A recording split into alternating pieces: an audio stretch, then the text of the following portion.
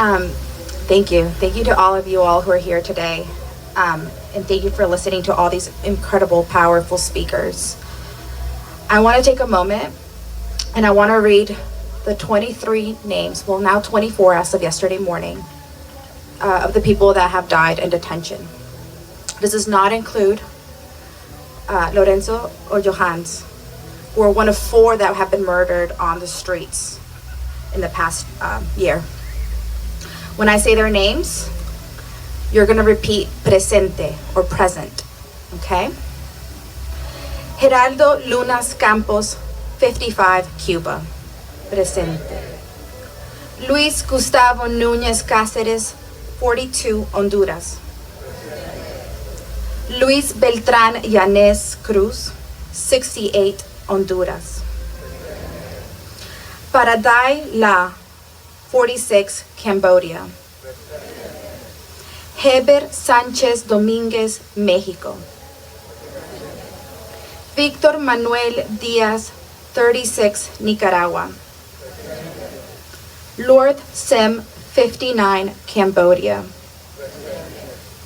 Jairo García Hernández, 27, Guatemala.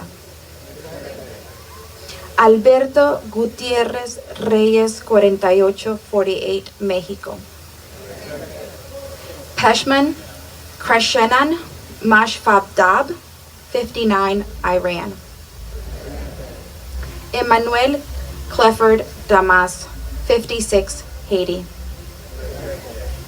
Mahmoud Nasser Latikwal, 41, Afghanistan. Roger Pérez Jiménez, 19, México. José Guadalupe Ramos Solano, México. Tuan Van Bui, 51, Vietnam. Alejandro Cabrera Clemente, 49, México.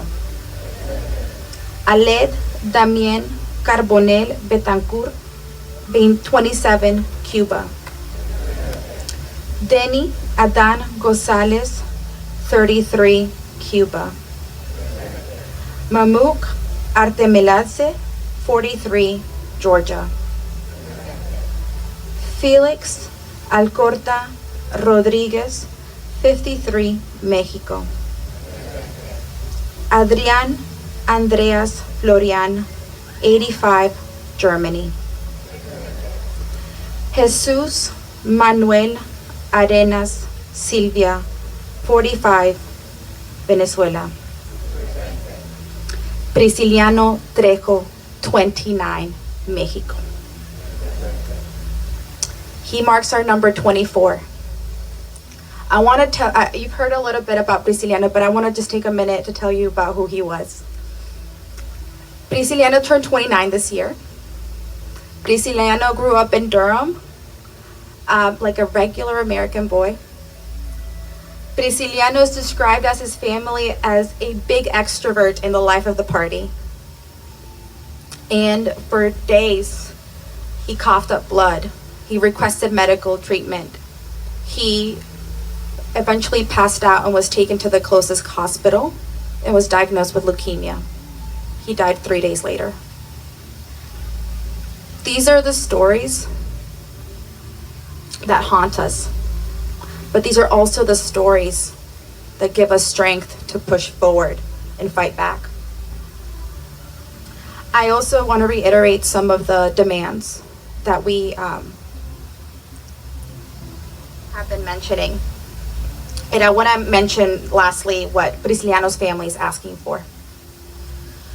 So to reiterate what Jamila said, we want a full independent investigation to understand truly what is happening with these killings. One in where ICE is not a part of it, and that it's public to all of us. We want the release and protection of the witnesses, the 3 men that were detained with Lorenzo, which include his brother, and we want protection for those witnesses in all those cases from intimidation, coercion, retaliation, and deportation. End to local collaboration with ICE. That means that we want our sheriffs not to collaborate with ICE. That means that we don't want our state troopers collaborating with ICE. So I call on y'all to make sure you make those phone calls. If you don't know who your sheriff is, look him up tonight. We also need to demand that Congress take action. Members of Congress must use their oversight and funding authority to hold ICE and DHS accountable. We cannot continue to use our taxpayer dollars to fund this work. We want public answers. We want hearings. We want opposing additional enforcement funding. We want to oppose any additional enforcement funding until there is an independent investigation and protection for all witnesses. We want the detention centers to stop opening up in our communities.